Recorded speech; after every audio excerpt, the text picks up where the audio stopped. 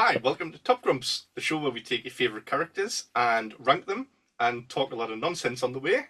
I'm one of your hosts, Lee, and here we also, on this side, we also have Kris. Hi, Kris. All right, all right. And we've also got a very special guest today.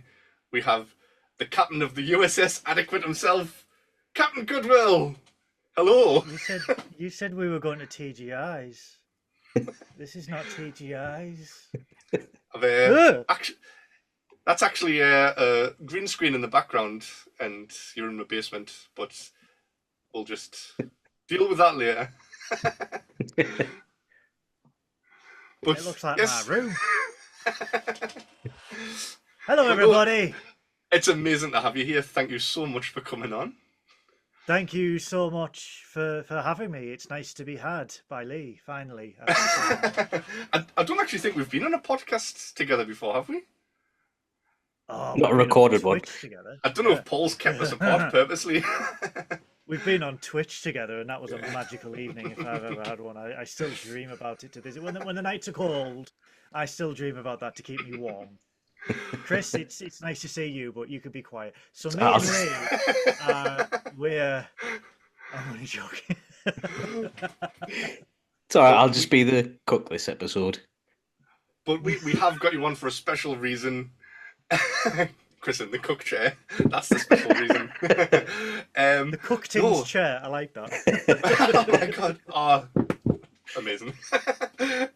So the Schmabble wheel, which we did steal from Tracking Up Yes, you'll be hearing from my lawyers. Finally landed on a Trek character.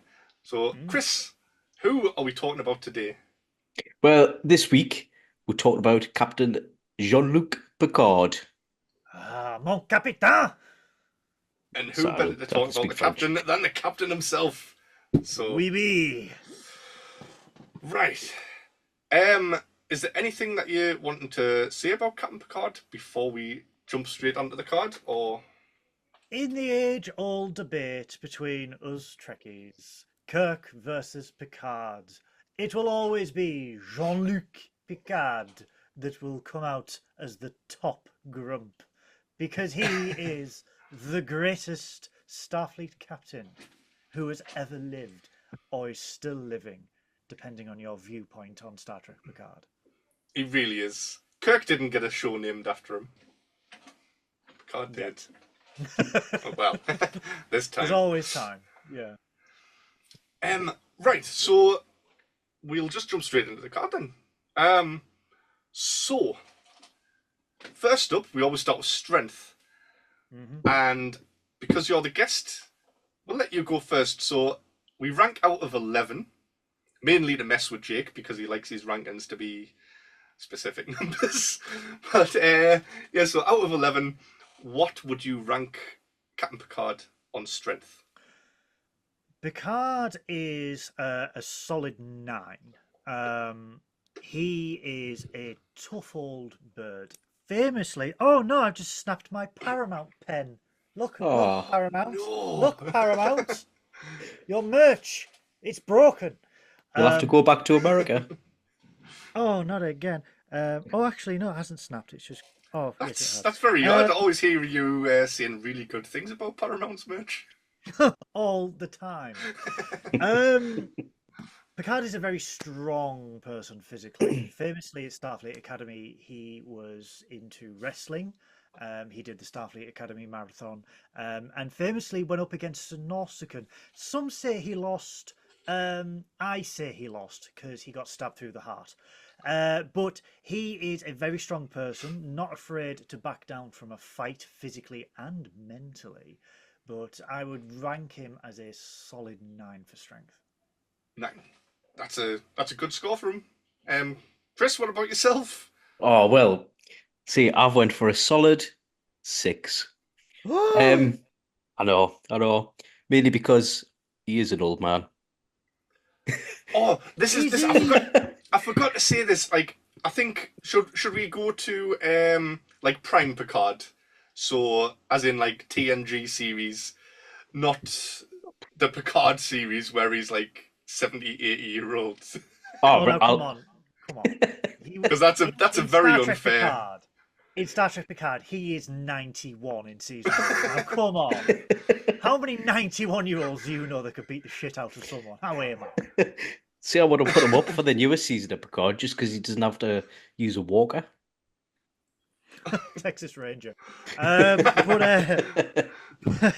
But yeah, prime next generation Picard. So he would have been in TNG Star Trek universe. He's in his 60s when he takes over the Enterprise-D. Is he? I know the actor. He was only like 47 or something when he was doing that, wasn't he? He was. Yeah, he was creeping towards 50 when he took the role of Jean-Luc Picard. Famously, as well, they wanted him to have hair. So they did a wig test for Patrick Stewart, and it didn't work.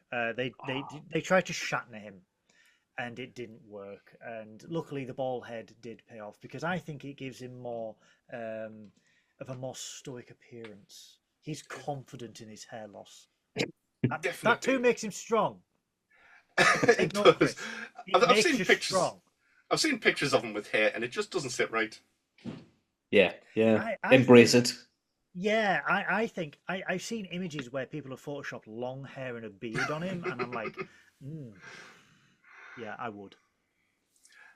I've gone somewhere in the middle of you guys, and I've given him an 8. So it's still a good score, but there's like people on the ship like Worf and Riker. I don't think you would win in a fight against those, or like even just like an arm wrestling match. Definitely not against Worf, or even definitely not Data. Let's not forget, Worf famously lost a fight to an empty barrel. He broke his back on an empty barrel, so I think Picard could pretty much take him, to be fair. Well, and I did mention in my notes something which you have already said, which was his fight when he was younger, where he even had the audacity to get stabbed. What, doesn't he have a robotic heart or something like that as well? Yeah, he has an artificial heart. He has a pacemaker. Yeah. Well, not a pacemaker, but an artificial heart, which is the reason. That is a fantastic episode. But yeah, it's his own hubris caused that fight to happen, because he was a cocky owl sod back in the day. Was our Jean-Luc, because Patrick Stewart's a Yorkshireman, so he was a cocky owl sod. Our Jean-Luc gone down with the Narsicans. Yeah, that's why I mocked him down as well. He's fake hot. But yeah, he did start that fight, which is why I'm saying he had the audacity to get stabbed. Not like, he got stabbed. But poor guy. So what? 9, 8, and a 6. So I always struggle a bit whenever I have to divide by 3. But I'll just make shit up. What, like 7.75 or something like that? Yeah. Next up, stamina. So, Kris, we'll let you go first. Right. What would you like on stamina? I've rated him quite high at an 8 because he just seems to go on and on and on and on. Not in a bad way. I mean, just meaning before this episode, I asked Goodwill what episodes we should watch to get like a good idea of Picard. And is it the Inner Light? Doesn't he live till like 1 million with these 7 kids? And he lives an entire lifetime. Yeah, and he managed to come back from that after living a lifetime and still carry on. He's essentially lost that family, that life, and he's just like, I'll just slot back in. It's alright. It never acknowledges it. Yeah. It never acknowledges that he's had family and kids and stuff, and then he just wakes up and he's like, oh well. Didn't like him anyway. Try a bit at the end, but like he had 70 years off, and then he went straight back to work without any bedding in period whatsoever. That is true stamina. That I need like 4 weeks phased return when I have a fortnight off, and this dude's just like, oh well, I've been gone 70 years. Oh well, I'm gonna do this now, and he's brilliant. Where's my wife? What did you mark him down? Sorry, 8, which I thought was quite high. I've marked him an 8 as well. Which way am I going? Is it this way? Oh. We're on Zoom for the first time, so I don't know which way we're going for touching the tips. Should I just do both? Paul hates that. Paul doesn't like the eye contact of tip to tip. And we've got the master of tips himself here as well. Kris, you're the only one without dyed hair. Oh, I know. You should have done your hair green for this episode, man. Who said this was dyed? That's all natural. Natural blonde. Strawberry blonde. A naturally frosted baby. But, yeah, I've given him an 8 as well. Mainly because even though Patrick Stewart's in his 40s, but what did you say? Picard's meant to be in his 60s.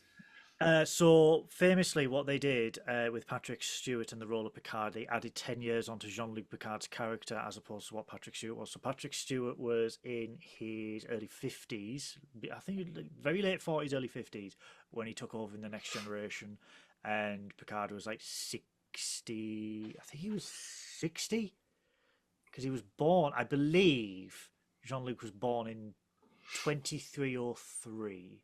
So it would have been 60 when we see him in The Next Generation. Jesus, that's even more. I'm going to put I'm going to put it up to a 10 for stamina. Then if he's a 60-year-old man, and he's mud wrestling his brother, and yeah, hey, no retirement in Starfleet.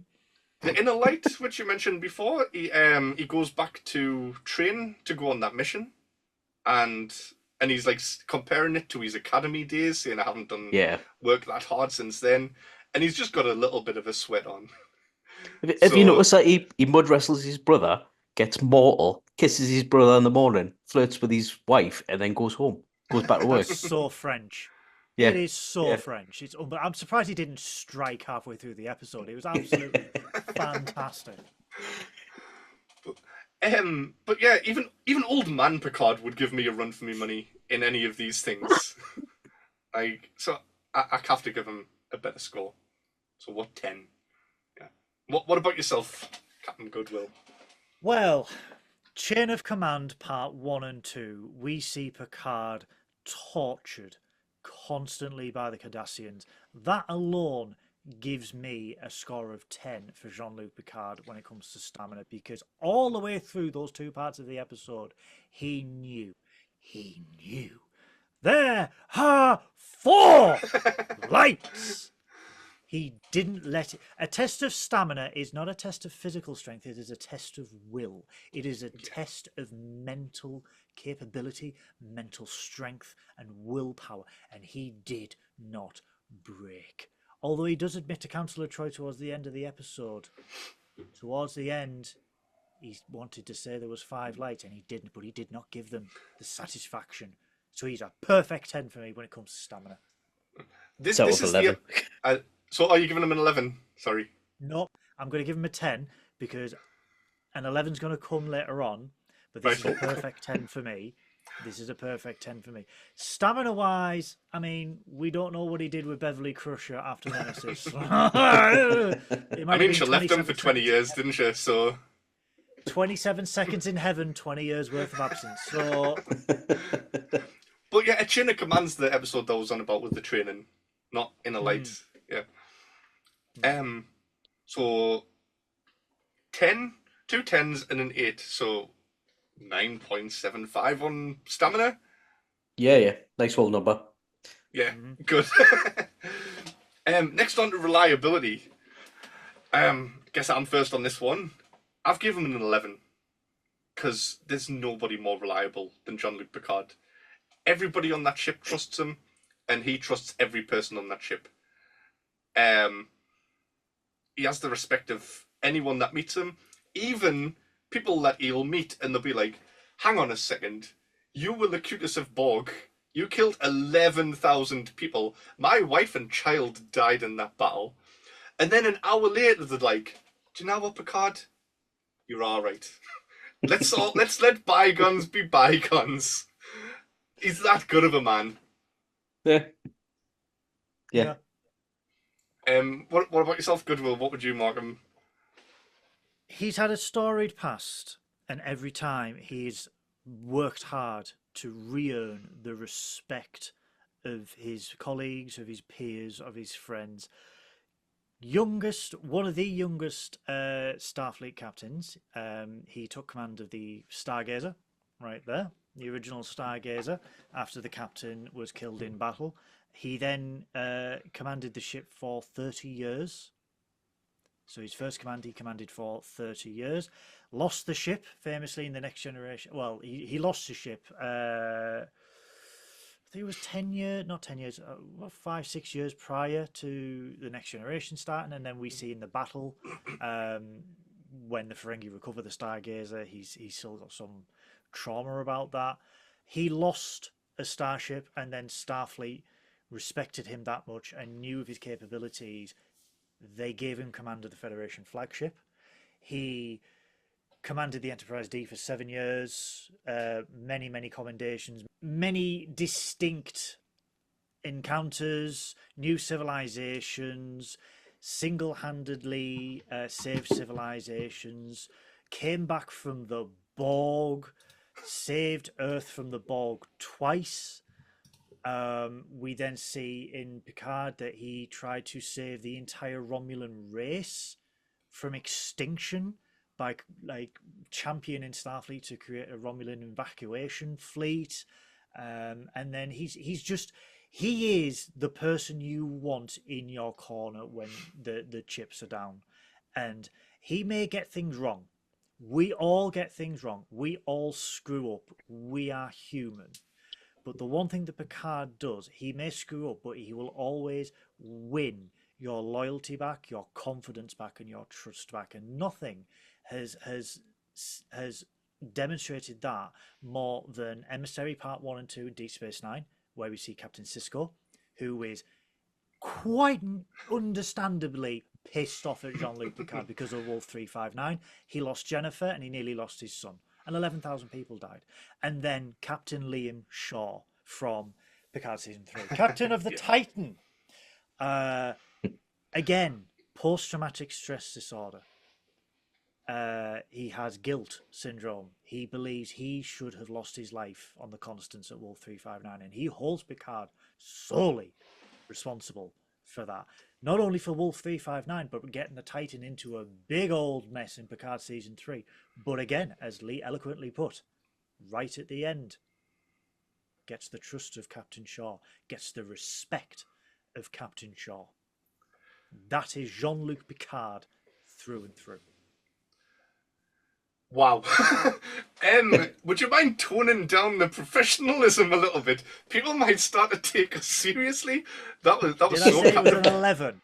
Did I say it was an 11? It's an 11. That was so captivating. That whole speech that you just gave there was amazing. People might actually pay attention to that. Bloody hell. I was hooked. Do you know? I'm so glad you're here. It was like a little history lesson into the life of Picard. I like Star Trek, can you tell? Oh, that was beautiful. Feel sorry for the bloke that has to follow that. Go on then, Kris. Oh, yeah. Is it me? Oh, right. Right. Just so you know, I'm not having you on. Oh, you've got an 11 as well. 11 as well. Basically, what Goodwill said. Yeah. Do you want us to just edit the audio track and just put it over your bit here? Yeah, and if you just do this, make it look like your mouth's moving, and then I can dub it over. Yeah. That would be amazing. Thanks. Yeah. I don't know if that's a double touchy tippy, a triple touch tip, or what. I don't know how we're doing this on Zoom. I don't know which way the cameras are going. So it just looks like I'm disco dancing. Disco stew. Will you tip out? Yeah. I wish I had a lot more to add than what you two have, but I've got nothing else. Basically, yeah. 11. I kind of fault him. No, I think Goodwill, you hit the nail on the head with every single bit there. I said amazing. So next up then we have intelligence. So this is back round to you, Goodwill. So do you want to rank him on intelligence as well? An extremely intelligent human being. well read. However, I alluded to earlier the old Kirk Picard debate, and everyone goes, "Oh, Kirk's the pew pew shoot and ask questions later, and Picard is the most thoughtful one. He has a conference and stuff." And you're just like, read it though, because Kirk was far more intelligent and far more well read than Jean-Luc Picard ever was. Really? It doesn't come across like that. Picard has rings run round him when it comes to Captain Kirk. Kirk is an extremely intelligent human being, extremely well read and well versed in literature. As we see in the Star Trek movies, his abode is adorned with antiques and books and collectibles. Not saying Picard isn't, but Kirk can run rings around him. So in terms of intelligence, I'm going to give it a 10 because he still is extremely intelligent. But Picard is far more gung-ho than what Kirk was, especially in his youth and especially, ironically, in his elder years. So we sort of see this like evolution of Picard from like, I'm just a cocky little twat that gets stabbed by Nausicaans. He mellows out for about 30 years, becomes the Jean-Luc that we all know in the next generation, where it's like, let's have a conference, let's talk it out. And then we see just in Picard where he's just like, we need to fight, we need to shoot, we need to fight. And it's sort of a... It's that age-old thing of someone reclaiming their youth and regaling their golden era of youth. And for me, it's a 10. It's definitely not an 11 when it comes to intelligence. Although he is extremely intelligent, it's a 10. And when you were saying like he's intelligent and Kirk's intelligent and he's like got all of these like antiques and collectibles and stuff, I just imagined Paul surrounded by his limited edition pop figures, smoking a pipe, going, shallow and pedantic. Yeah, shallow and pedantic. They are both extremely intelligent people. It's just Kirk gets the rap because obviously the original series was more action orientated. But when you see Kirk as a character, as a fully fleshed out character, and you read the beta canon biography and everything like that, he's an extremely intelligent person. And we see that in Star Trek 09 where he can... There's that famous thing where Christopher Pike says to young Kirk, you know, your father was a captain for 40 seconds and saved 700 lives. I dare you to do better. And he quite cockily says, you know, when he's going to the academy, 4 years, make it 3, and he becomes captain in 3 years. And he's extremely intelligent, but he's very outside of the box thinking. Where Picard, again, is extremely intelligent, but he doesn't have a Kirk just runs rings around him. Picard gets away with it because Picard, obviously Patrick Stewart, is British and he portrays the British. You know, that's probably why everyone feels Picard's more intelligent. Yeah, he's more well spoken. He's more eloquent than Captain Kirk. But shiny ahead. He's shiny ahead, but he does fall foul, especially in his younger years and especially in his later years. Next generation, you can't fault him, but younger years and elder years, he does make a lot of mistakes that he really should have thought through. Yeah, true. What about yourself, Chris? What are you going to mark him for intelligence? Right, straight 9. I've voted high. He isn't thick. Sorry, I'm not as eloquent speaking as Goodwill. But I don't think he would be as good of a captain if he didn't have the crew behind him. I think he relies a lot on advice from other people, which isn't a bad thing as a captain. But yeah, that's why I put him as a 9. It's the only reason I can think. But I think the smartest thing anyone can do in a position of power is surround themselves with more intelligent people than them. Well, I agree, but that doesn't help his ranking in intelligence. I think I'm just trying to defend myself because I've given him an 11. But it's like the main thing that swung it this way for me is he even gives life lessons to Data, who's like this super intelligent android, and he's teaching this robot how to do things that knows everything. And Data will come and be like, "Oh, sir, there's only a 0.8% chance that this plan will work." And Picard's like, "Nah, it's fine. Just do it." And it works. And Picard's logic just seems to always overrule any statistic by... I don't know what it is. Like, he just manages to beat the odds, and it's like as if he's got that street smarts about, like... I think that's what it is. I think he's probably got more street smarts than Kirk, if Kirk's more book smart, I suppose. Yeah, Kirk is more academic, and Picard is more applied when it comes to his smarts, street smarts, if you his will. Gut, yeah, like, just tells him what the right thing he is always to do. he always goes with his gut.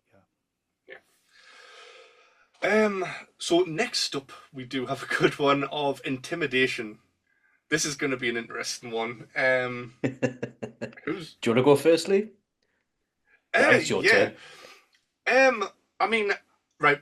My reasoning for this, I've marked him an 11 for intimidation. I've marked him really well for this, apart from strength, I think. I've stole this from a meme that I've seen before. Like, it's popped up a load of times. But imagine hailing the Enterprise and seeing the captain sitting there with his therapist trying to keep him chill. And being like, "Oh shit, like, this guy's absolutely mental." That's like such a power move already. And then also his reputation on its own, like, people just hear the name Picard and be like, "Oh shit, like, Picard's coming, but have to deal with him." And then the one that really puts the cherry on the cake is Shaw. Captain Shaw being like, the Borg named him because he was that dead. Is the only Borg that ever got a name because he was that deadly? The only drone to receive a name, because he was he was that deadly. He's the one thing I love about Shaw, and you just alluded to it there, Shaw nails it on the head in the first episode of season 3 of Picard. He's sat in the Titan, he's having his blue steak, and he's enjoying the sauce with it, and he goes, "Admirals, Captain, Admiral, sorry I started, it's just your reputations preceded you so much, I just thought I'd begin dinner early." That's such a dick move, like. I would have walked back out. An extremely dick move, but he's kind of right. when you think, yeah. So what about yourself? What are you scoring him for intimidation? Goodwill. Solid, confident, passionate 11. Right. All the way through the Next Generation, all the way through Picard, all the way through the movies, we have seen displays that we have seen displays from Picard to know he is not a person to be messed with, and he has no qualms about calling our bluff. And what we see, especially in the Next Generation, with the Romulans, with the Cardassians, with the Ferengi and everything like that, he will not think twice about utilizing everything at his command, especially with the big D. He will destroy you if it is necessary.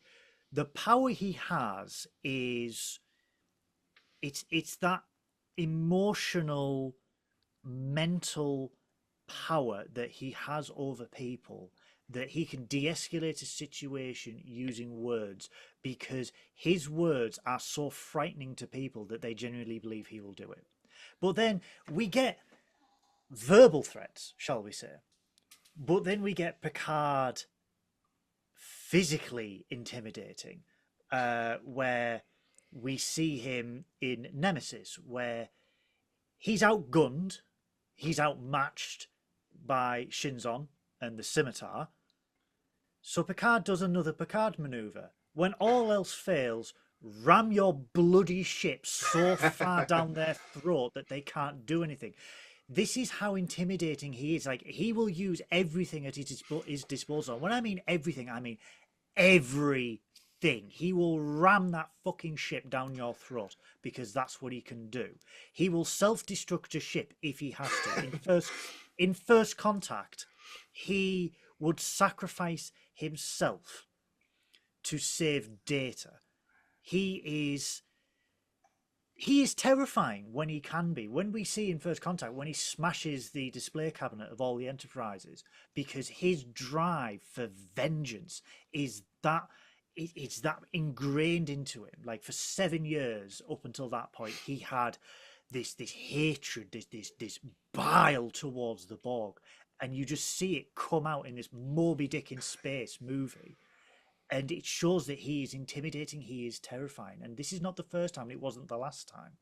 And we see it in season 1, 2, and 3 of Picard. We see it in Insurrection. We see it in Nemesis, like I've just said.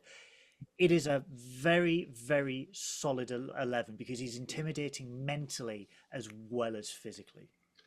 Like, he's even captivating, like, omnipotent beings like Q as well. And spoilers if you haven't seen it, but when a Q hugs you, is this in season 3 of Picard? Season 2. So when a Q hugs you, you know you are someone special and someone not to be trifled with. I'm halfway through season 3 of Picard, and I haven't finished season 2 of Picard. So... Guys.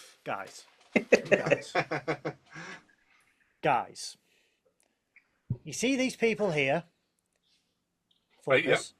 Focus! Focus. Damn it. Focus. Son of a bitch. Pervy pictures, that's it. You son of a bitch. Why wouldn't you focus? Right, anyway. Paramount Pictures, right? You see those guys, Paramount Pictures? They do not want to make Star Trek Legacy. Get on Paramount Plus and watch Star Trek Picard. Watch Star Trek Picard Season 3. It is chef's kiss. The best season of Star Trek we have ever had in the last 25 years. Watch it, enjoy it, and come back to me and tell it how it changed your life. I've watched 4 episodes today and it has been amazing. I'm good that I didn't finish it. So it will change your life. Absolutely change your life. I've had people come up to me and said, I have never seen a single episode of Star Trek, but I watched season 3 of Picard and it was amazing. Not an amazing bit of sci-fi, an amazing bit of television. Yeah. So Paramount, hurry up with Legacy.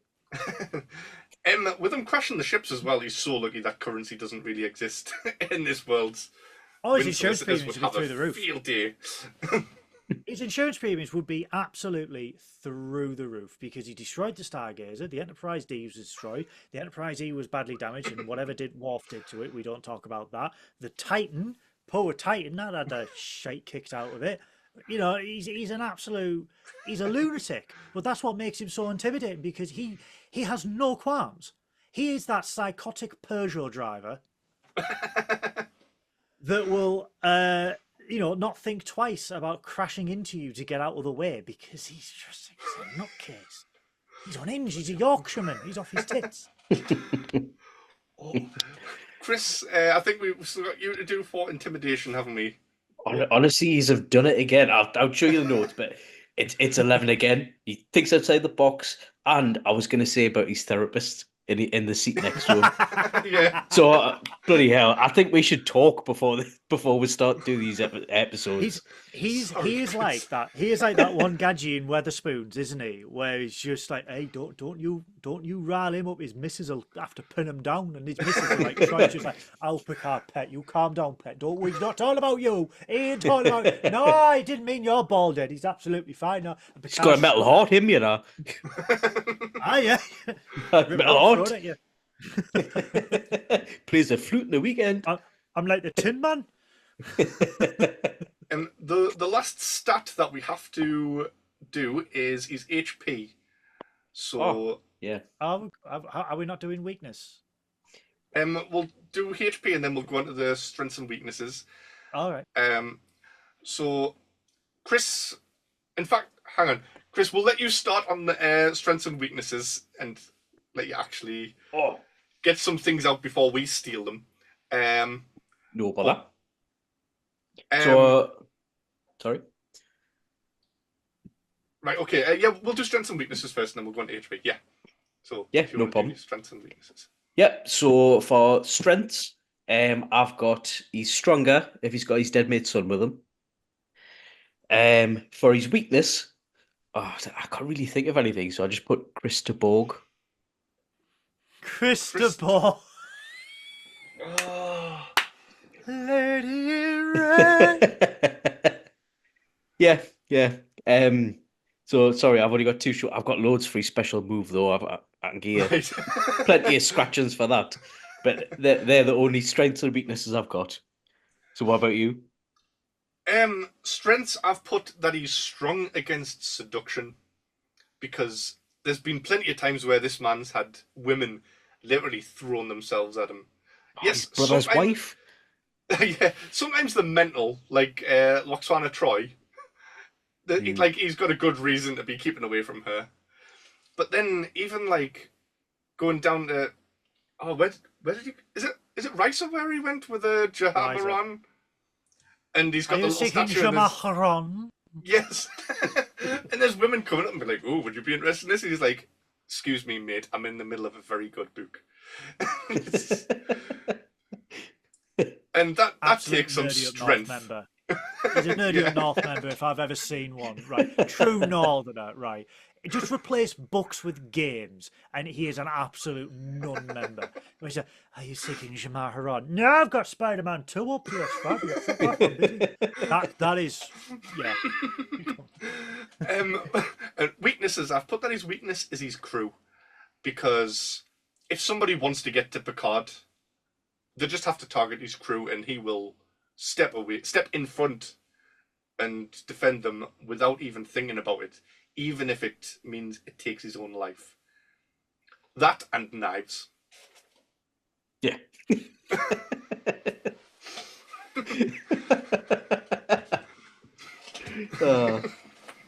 You're not wrong. Against knives.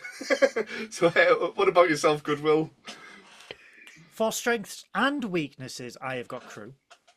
The crew makes him incredibly strong. That is, Star Trek has always been about an ensemble cast. The Next Generation crew really defined that trope. He is far better with his crew by his side, but like you said, it also makes him weak, as we see in Picard season 3. Other strengths is his just sheer resolve, is his will to do the right thing. For the Federation, for civilization, for society, for culture, he has to do the right thing. He is. A lot of people think, Captain Picard. He's like captains and stuff. They're very black and white, and they know what's good and bad. Captains are very grey. They have to be in the muddy waters and have to make the hard decisions, and Picard does that. And he has the ability to make that decision for the benefit of the needs of the few outweigh the needs of the many, and Picard can make that decision for the many. He is extremely intelligent, and that gives him an enormous strength tactically, shall we say. He's extremely strong in terms of I will ram a fucking ship down your throat, as we see multiple times. Weaknesses though, the Borg. Yeah. There is no getting around that. That is out of all the nemesis. Yeah, out of all the nemesis, that is the one that has affected him, and he is a great example. Well, not a great example, but he is an example of post-traumatic stress disorder, and we see that. It took him 30 years to deal with the Borg, as we see from Best of Both Worlds all the way to Star Trek Picard. Like I said, his crew is his weakness. Family is also a weakness, as we see in Family from The Next Generation season 4. I think they're also a strength, I would say, as well, because I've never seen him open up to anyone as much as he does to his brother in that episode. After the finished fighting, I would say to open up to someone more than anyone, I would say he's opened up to Spock's father, Sarek, Beverly Crusher, and Deanna Troi. Yeah.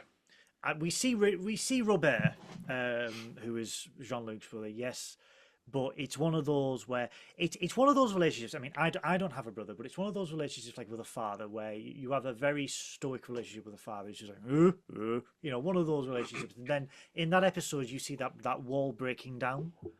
And, you know, the 50, 60 years of stoicism they've had together, and it's finally brought down, and we see a bonding of brothers. But family is definitely a weakness, especially when it comes to his mother.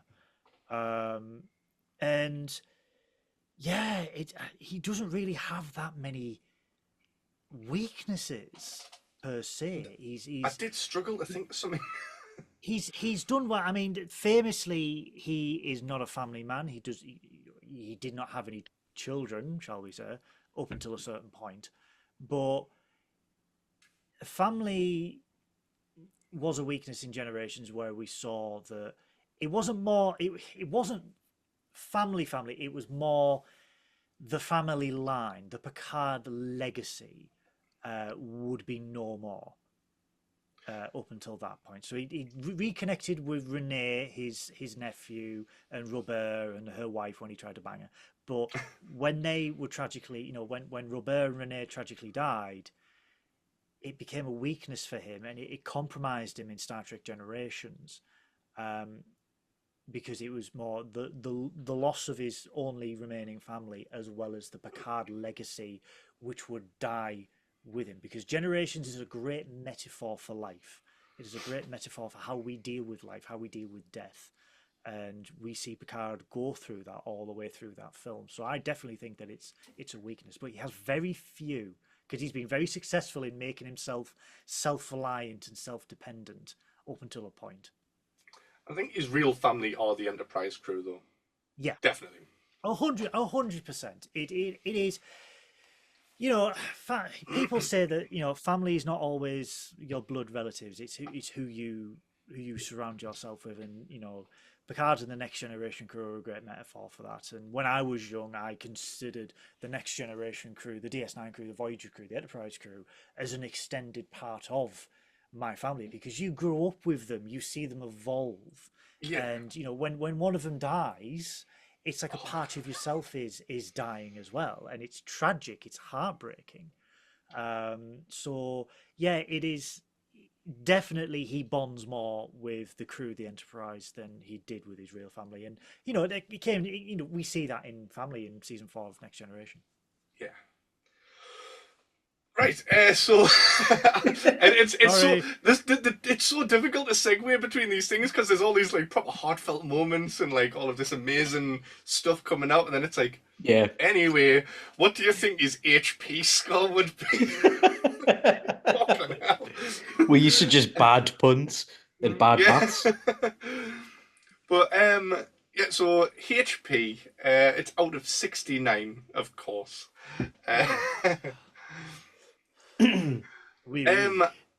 I've given him a 60 out of 69, because obviously he can be injured. He does get a lot of injuries and torment throughout the movies, the films, especially Borg-related things. But I'm still marking him very high, because he still lives through all of that, and he... Oh, what's the word? Like, all of his torture, he's not really... He's fazed by it, but he puts up with it. I can't think of what word I'm supposed to be coming up with here. But you get the point. Yeah. He's oh, fuck. He's hard. Aye. He's hard as out. Aye. Like, he's unbreakable. Not in the Samuel L. Jackson sitting in a wheelchair with glass bones sense. Yeah.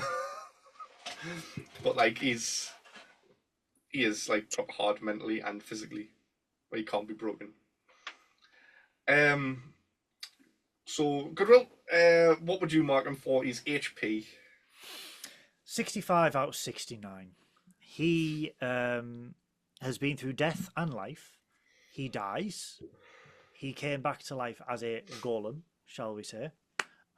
He is fully functioned and programmed in multiple techniques now. So he is now a android, per se, but he is a 95-year-old android. You know, it's they didn't reincarnate. You know, they could have. I know they would never have done it, but they could have went, oh, Picard's dead. Let's give him a new youthful Picard body and then draft in Tom Hardy. So glad they didn't do that. And then, you know, do that. Nothing against Tom Hardy. Tom Hardy's amazing. But Tom makes me Hardy. But he... it's going to be an awkward encounter in Tesco the next time I go. But it's... they you know, he got a second chance in life, but they did it in a way like you are in this positronic body, you are in an android body, but you can still age and you will still pass away. So he's not 69 out of 69. He is fallible. He is susceptible to injury and death. But overall, given his life experiences, his skills, his knowledge, his intimidation, just how strong he is as a person, definitely really up there. So I would say 65. Cool. What about yourself, Chris? What are you? Nice. Well, I've went for a 69. One, because it's a sex number, and two, he also has a robotic organ like me. Look at that. All right. So I've got to stick with him there. Plus, you know, everything that he's been through, blah, blah, blah. Eat hard and that. 69. So you're giving him full points because you can relate to him as, look, Robo brother. Chris, yeah, pretty much. Does that mean, Chris, you are fully functional and programmed in multiple techniques? Of course. By the NHS, so... National Hard Service. National Hard-On Service. Oh. Anyway. I think them scores even out quite nicely at 65, so... Yeah. Great your score, Goodwill. Last thing that we have then is the finishing move. Right. I've got quite a few for these, so I don't know if you want to say yours and then I can tell you mine and you can decide which one's the best or what. Well, when Becca was on, we let her make the decide and vote on which one was getting used. Unless me and Chris decide to overrule you and just go, no, Goodwill's is the best. Yeah. So, Goodwill, do you want to go first on this, or do you want me to... I had one, and it was just a bit of a cliche. It was just ramming ships down your throat. But then I thought, no, because this is Jean-Luc Picard. The ability to defeat an enemy without using violence.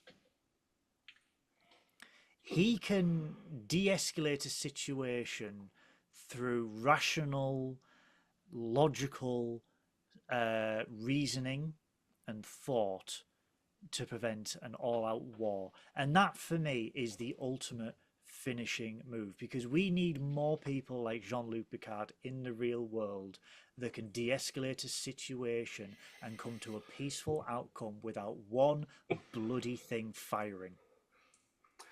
That would be such a nice time to live in, but because the world's so horrible, I don't think me and Chris are going to have any nice answers like that. Chris is definitely aren't going to be good. Chris is going to be just insane. Oh, no. Mine, I'll let Chris is going last. I've just called mine the Picard maneuver, which is an already named thing, but not he's like ramming ships down people's throats. The actual, like, you know, he's tug on his Picard maneuver thing. That is a real maneuver, and I hate that uniform so much, and I have wore it for every episode of Trekking Up North, I think this year so far, and I'm so glad I've got a new uniform. You don't move, and it just... like that. It's, yeah. Well, my theory behind this whole Picard maneuver is, do you know the Karate Kid, the whole wax on, wax off thing, where it's just getting the motion so those reflexes become normal? He's doing that with his uniform so that in a fight, he can do it to the other person and keg them, leaving them vulnerable and exposed. The Picard pants. So, the wedgie crusher. Oh, the wedgie crusher. I love it. Oh. Shut up, Wesley. So, Howie then, Chris, let's hear yours. 1, 2, 3, Oh, 4. God. Right. Oh, God. I've got 1, 2, 3. I've got 5. Right. So first one, I've got no pain, no regain. Second one, I've got back off or I'll holodeck you. I've got captain's lob. Then I've got make it slow. Oh. And then I've got nipping to the Borg. There's a bit of a northern one, so Nippin' tit Berg. nipping to the Borg. So that's all I've got today. What do you think? I don't know what we should go with. I think as a proud Yorkshireman and a famous double teabagger of Yorkshire tea, we should have Nippin' tit Berg. What nip and tip? What is it? Nipping to the Borg. Oh, nip and tip Borg. Nip and tip Borg. All right. He's a famous Yorkshireman. Is Patrick Stewart, and he's. Cause I remember being at DST in 2019, and someone, because obviously it's Britain, so someone just said, "What's your favourite tea brand?" And immediately, without a breath, he just went, "Yorkshire tea, 2 bags." He said, "I'm a double dunker." I was like, "Get in, lad." Did he say it in a Yorkshire accent as well, though? Yeah, he did. He Yorkshire did. tea. We'd just seen the trailer for Star Trek Picard, and everyone's like, "Oh, this is going to be amazing." It wasn't, but he then someone did that, and like without a breath, like she didn't even finish the question, and he just went Yorkshire tea, and double dunker. But yeah, when he gets into Yorkshire, because he's a Yorkshireman. When he gets into that accent, it's like it's not even Patrick Stewart. So yeah, definitely Nippin' tit Berg. Hey up, my name's Locutus. Resistance is futile. I was down to mine with Jean-Luc. Little ball climbing up a hill. Well, I'm definitely happy with that. You will be tit simulated. So next up, we have to decide who we're going to be talking about next week as well. Oh yeah. I think we should try and come up with a new name for this wheel by next week. Yes, you should, because my lawyers want to speak with you. I think this is a good episode to have the final episode of it being called the Schmabble Wheel. With you being on. I don't know. I feel awkward doing it in front of Goodwill. Keep going. But we have got a new wheel as well. Well, Chris has kindly bought a new wheel. Yes. I'll turn this little light off. Thinks it. Is that better? Ooh, Chris has dark. Oh, hey! We've got a big list of names, but we've each picked 6 people, and we've gone for villains with it coming into the Halloween season of October. Yeah. Not necessarily horror villains. Yeah, I mean, I do have Pork Chimp on there. Really? Yeah, I've put pork. I've substituted Freddy Krueger for Pork Chimp. Oh, if that's we're going to have to get Adam on. Also, it does sound like a chippy order, doesn't it? Yeah, can I substitute Freddy Krueger with Pork Chimp and extra fries, please? Thank you. Is that a fried pork chimp? Battered. But yeah, we'll have to get Adam on to speak about Pork Chimp. That's guaranteed. If it lands on that.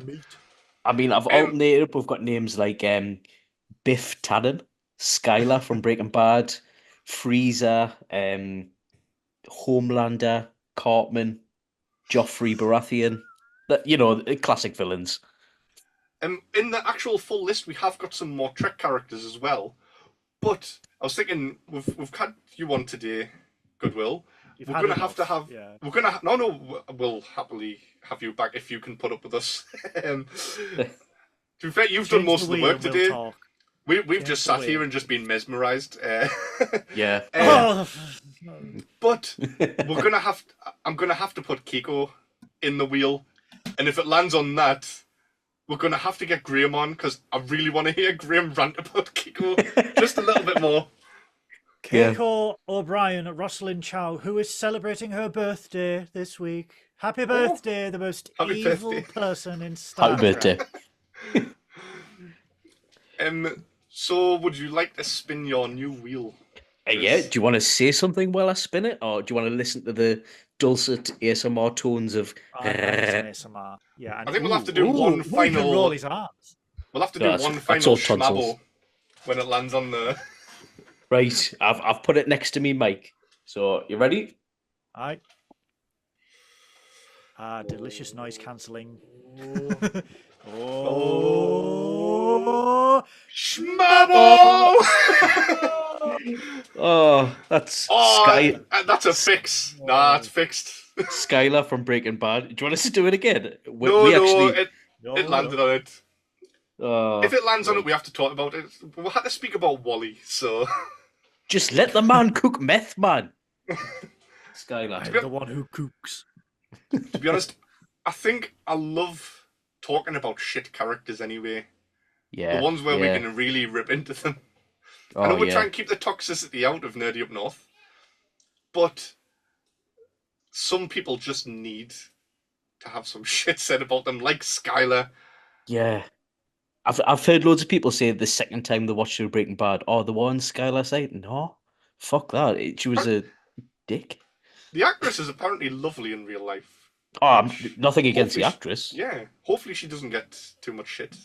But she did. But could you imagine if Walter White had that storage unit full of money and just stopped? Would have been a boring end to the season, wouldn't it? Yeah. Just invested in low yield stocks and stuff. Yeah. So, bought this car wash. Okay. Yeah. But I think that's everything done, isn't it? I don't think we've got anything. Yeah. So, Goodwill, where can we find you? I think there's a few places that we can find you now. I am everywhere, you magnificent bitches. Morrison's car park. Asda car park, Tesco car park, Lidl car park if I'm desperate. I'm so desperate.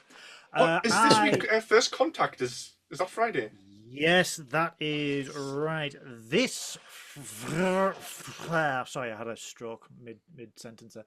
This Friday on the Nerdy Up North channel, Trekking Up North is live with very special guest David Jones, background actor from Star Trek, Strange New Worlds, Star Trek Section 31, The Boys, The Umbrella Academy, Trap, and Thanksgiving.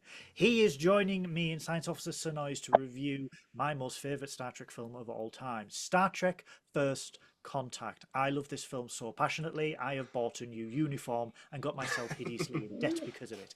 You think The Undiscovered Country was long? Bring a blanket. This is going to be a good one. This is a passion project for me. So we are live 8 p.m. BST on the Nerdy Up North YouTube channel this Friday.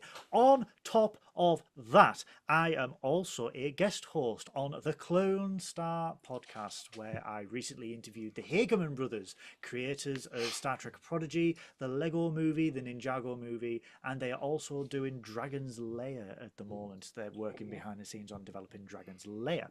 And we've also just recently interviewed Bonnie Gordon, magician, musician, and voiceover artist from Star Trek Prodigy. On top of that, I am also on The Search for Trek. The Search for Trek. When's that coming out? Because I've been looking forward to watching that. It is a brand new YouTube channel. We have been working on it since January 2024. We have a whole host of content ready to go. We are just tweaking the little tiny bits. However, you can subscribe to our Patreon channel, where you will see me doing On This Stardate with Captain Goodwill. This is a project of mine where every single day of the year I will provide you with a Trek fact of what happened on that day. Is it someone's birthday? Did an episode air? Did a final draft script happen? Did NASA do something crazy Star Trek related? Find out. So Patreon, search for Trek, and I am pleased to announce that as of this week, the On This Stardate will be going on to YouTube and to Twitter, so you can find them on, just search The Search for Trek. This is a new passion project for me and Mr. Mark Cartier and Isaac Brown from Unplanned Trek. So please, please, please, wherever you can find it, just follow us, because I love Star Trek and I will never ever shut up about it. Well, please, Paul, put the links below so everyone watching, click on it, go and look for it. I'm trying to think of anything Star Trek related that NASA has done, but I can't think of an episode of Star Trek where some people got stuck in a space station for like months. They named the prototype space shuttle Enterprise due to a fan petition. So yes, the very first space shuttle was called the Enterprise, and then Star Trek amalgamated that into canon. And there's been a whole host of things that NASA have done, like like Star Trek and NASA just go hand in hand. It's nice that the public actually gave it a Star Trek related name and not like Rockety McRocketface or something like that. We had more common sense in the 70s, apart from swinging and shagpile, but we had more common sense when it came to naming stuff. Yeah, definitely. But yeah, everyone go and check that out, and don't forget to also hit like and subscribe on this video, and subscribe to Nerdy Up North. Go and watch Trekking Up North on, hang on, it'll be the Friday before, so make sure you've watched the Friday's episode of Trekking Up North. Beautiful business card as well. I've got one downstairs. I'm keeping it forever. So yeah, like, subscribe. Thanks for watching, and don't be a grump, be a top grump. Hey! Miles? Miles!